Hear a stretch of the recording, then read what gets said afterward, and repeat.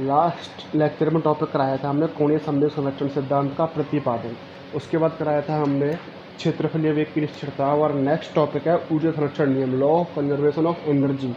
तो हम सिद्ध करेंगे कि ऊर्जा संरक्षित रहती है किसमें, केंद्रीय बलों के प्रभाव के अधीन जब कण गति करता है तब ऊर्जा का मान कैसा रहता है, संरक्षित रहता है।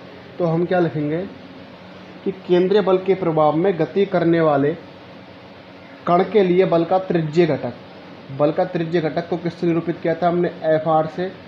तो किसके बराबर था ये, एफ आर बराबर एम डी टू आर बटे D two square minus R D theta बटे डी टी का होल स्क्वायर। इसको डाला हमने समीकरण 1। केंद्रीय बल कैसा होता है, एक संरक्षित बल होता है। और हमने केंद्रीय बल की विशेषता कराई थी, तब क्या बताया था कि केंद्रीय बल को स्थितिज ऊर्जा की प्रवणता के ऋणात्मक मान के रूप में व्यक्त कर सकते हैं। अर्थात हम क्या लिख सकते हैं, एफ आर किसके बराबर होगा, स्थितिज ऊर्जा की प्रवणता के ऋणात्मक मान। तो स्थितिज ऊर्जा की प्रवणता के ऋणात्मक मान के रूप में व्यक्त कर सकते हैं। अर्थात एफ आर बराबर माइनस डी यू बटे डी आर। इसको डाला समीकरण 2। तो समीकरण 1 और 2 से क्या मिलेगा, देखो ये भी एफ आर का मान है, ये भी एफ आर का मान है। अर्थात इनकी एल एच एस बराबर है तो आर एच एस भी क्या होंगे, इक्वल हो जाएंगे। तो क्या मिलेगा हमको, एफ आर तो हो गया, तो ये मिलेगा हमको माइनस डी यू बटे डी आर किसके बराबर हो जाएगा, एम डी टू आर बटे D T square minus R D theta बटे डी टी का होल स्क्वायर। और हमने लास्ट लेक्चर में पढ़ा था, क्या पढ़ा था, हम जानते हैं कि जे बराबर क्या था हमारा, आई ओमेगा, या जे बराबर और आई का मान क्या था हमारा, एम आर स्क्वायर, और ओमेगा का मान क्या था, डी थीटा बटे डी टी। तो यहाँ से हम डी थीटा बटे डी टी का मान निकालेंगे तो क्या आ जाएगा, जे बटे एम आर स्क्वायर। इसे डी थीटा बटे डी टी का मान जे बटे एम आर स्क्वायर में इस समीकरण में लिखेंगे तो हमें क्या मिलेगा, माइनस डी यू बटे डी आर बराबर एम डी टू आर बटे D T square minus R D theta बटे डी टी का मान क्या है, जे बटे एम आर स्क्वायर, क्या है इसका होल स्क्वायर। इसको हम सॉल्व करेंगे तो क्या मिलेगा, माइनस के डी यू बटे डी आर, एम का अंदर मल्टीप्लाई होगा तो क्या लिखेंगे इसको, एम डी टू आर बटे डी टी स्क्वायर, इसका होल स्क्वायर करेंगे तो क्या हो जाएगा, जे स्क्वायर बटे एम स्क्वायर। आर की पावर कितनी है हमारी, 2, क्या करेंगे 4, तो क्या हो जाएगा आर की पावर 4, और आर की पावर 4 एक कैंसिल है तो क्या बचेगा, एम आर क्यू। अब देखो हम इस समीकरण को हम क्या लिख सकते हैं, इस समीकरण को हम लिख सकते हैं, इस समीकरण को भी डालेंगे हम फिलहाल समीकरण 3, इसका हमने नाम डाल दिया, ठीक है। अब चूंकि देखो डी बटे डी आर 1/r², इसका मतलब क्या है, मैं 1/r² का r के सापेक्ष अवकलन करूंगा तो क्या मिलेगा, माइनस के 2/r³। अर्थात माइनस के 1/r³ का मान क्या आ जाएगा, माइनस के 1/r³। क्या लिख सकता हूँ मैं, ये 2 इधर चला जाएगा, 1/2 डी बटे डी आर 1/r²। ये समझ में आया कि नहीं आया, क्या किया हमने, 1/r² का हम अवकलन करते हैं आर के साथ, तो क्या मिलेगा, माइनस के 2/r³। तो यहाँ से माइनस के 1/r³ का मान निकालेंगे, 2 कहाँ जाएगा इसमें भाग में, तो क्या मिलेगा, माइनस के 1/r³ बराबर 1/2 डी बटे डी आर 1/r²। इसको डाल दो समीकरण 4, समीकरण 4 से मान उठाए कहाँ रख दो, समीकरण 3 में, तो क्या मिलेगा,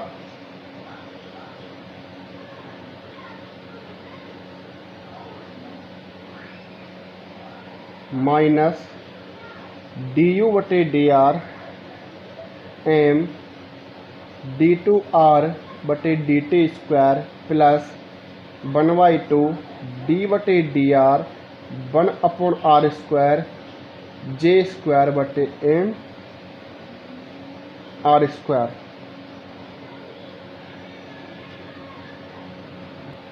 देखो क्या किया था हमने किया था माइनस के 1/r³ का मान, तो ये माइनस के 1/r³ का मान क्या, 1/2 d/dr 1/r²। तो यहाँ क्या आ जाएगा 1/2 d/dr² क्या बचेगा, j² क्या मिलेगा हमको, j²/m²। तो क्या मिलेगा हमको, j²/m², ओनली क्या आएगा हमारा m²। ठीक है, अब क्या करते हैं हम, m d2r/d2², ये मैंने यही रहने दिया। इस पूरे पद को मैं इधर ले जाऊंगा तो किसका हो जाएगा, माइनस का, तो माइनस मैंने कॉमन ले लिया, माइनस du/dr, ये भी किसका है, माइनस का, क्या मिलेगा, प्लस 1/2 d/dr 1/r² j²। अब एक बात और देखो, इस m का इधर भी मल्टीप्लाई होगा और इस m का इधर भी मल्टीप्लाई होगा, तो ये m इधर जाएगा तो इस m² से m कैंसिल हो जाएगा, तो क्या बचेगा, ओनली j/m।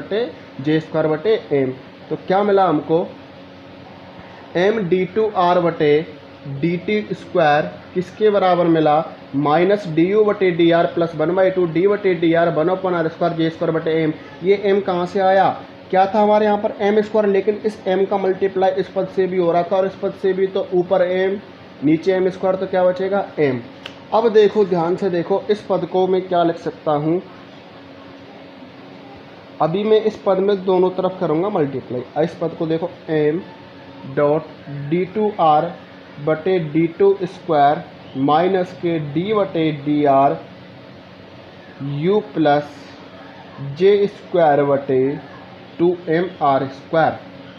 अर्थात मैं इस पद को ये लिख सकता हूँ कि नहीं सकता हूँ, यदि मैं इन दोनों का क्या करूँ, अवकलन करूँ, तो ये मिलेगा कि नहीं मिलेगा, मिलेगा। देखो चेक करो, मैं u का अवकलन करूँगा तो क्या हो जाएगा, du/dr 1/2 है यह, 1/2 j²/m भी है यह, किसका कर रहा हूँ, r का, किसके सापेक्ष, तो ये क्या लिख दिया मैंने, d/dr 1/r²। ये पद मिला कि नहीं मिला, मिला। अर्थात हम क्या लिख सकते हैं कि m dot d2r/dt² minus d/dr u plus j²/2mr², यानी इस दोनों का अवकलन करेंगे तो ये पद हमको मिलेगा। अब मैं दोनों तरफ, इस समीकरण के दोनों तरफ किसका गुणा कर रहा हूँ मैं, dr/dt का। अर्थात मैंने यहाँ भी किसका मल्टीप्लाई किया, dr/dt का, और यहाँ भी किसका गुणा कर दिया मैंने, dr/dt का। तो मुझे अब पद मिलेगा, अब इन दोनों पदों को मैं लिख रहा हूँ एक साथ में, तो मुझे नेक्स्ट पद क्या मिलेगा, m dr/dt इंटू d2r/dt², ये माइनस इधर आया तो किसका हो जाएगा, प्लस का, d/dr u plus j²/2mr² into dr/dt बराबर 0। मिला कि नहीं मिला, क्या कर दिया, इसको इधर लेंगे तो किसका हो गया, प्लस का। अब देखो इस पूरे पद को मैं क्या लिख सकता हूँ कि d/dt 1/2 m dr/dt का whole square plus u plus j²/2mr² बराबर 0। मैंने इस पूरे पद को क्या लिखा, d/dt 1/2 m dr/dt का whole square plus u plus j²/2mr²। अर्थात यदि मैं इस पद का अवकलन करूंगा तो ये पद मिलेगा। देखो चेक करते हैं मिल रहा है कि नहीं मिल रहा है। क्या कर रहे हैं हम, अवकलन कर रहे हैं, तो 1/2 m तो क्या है हमारा कांस्टेंट, dr/dt का अवकलन करेंगे, इसकी पावर क्या, स्क्वायर, अर्थात x² का अवकलन क्या होता है 2x, तो इंटू 2 dr/dt। अब किसका होगा, अंदर वाले का, तो dr/dt का अवकलन क्या हो जाएगा, d2r/dt² प्लस इस पूरे का अवकलन लिखेंगे तो क्या लिख दिया, d/dt u प्लस j²/2mr² बराबर 0। अब इसको थोड़ा और सॉल्व करते हैं, 2 से 2 कैंसिल हो जाएगा तो क्या मिलेगा, m dr/dt d2r/dt² प्लस यदि मैं डी आर का ऊपर मल्टीप्लाई करूँ और डी आर का नीचे मल्टीप्लाई करूँगा तो कोई फर्क पड़ेगा इस पद पर? नहीं पड़ेगा। अर्थात क्या लिख दिया मैंने, डी आर बटे डी टी प्लस डी बटे D are you plus J square बटे 2mr स्क्वायर बराबर 0। क्या किया मैंने इस पद में, डी आर का ऊपर गुणा किया, डी आर का नीचे गुणा किया। तो देखो ये पूरा पद हमारा बना कि नहीं बना, बन गया। इसका मतलब क्या था कि इस पद को मैं क्या लिख सकता हूँ, डी बटे D T 1/2m D R बटे डी टी का whole square plus U plus J square बटे 2mr स्क्वायर बराबर 0। तो क्या लिखा था हमने,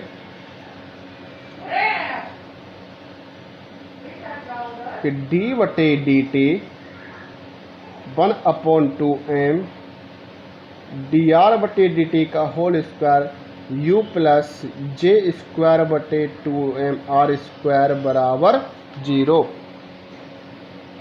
अब यदि मैं इस समीकरण का टी के सापेक्ष क्या करूं, समाकलन करूं, तो मैं क्या कर रहा हूं, इस समीकरण का टी के सापेक्ष क्या कर रहा हूं, समाकलन कर रहा हूं। तो क्या लगा दिया मैंने, इंटीग्रेशन बराबर क्या हो गया, 0।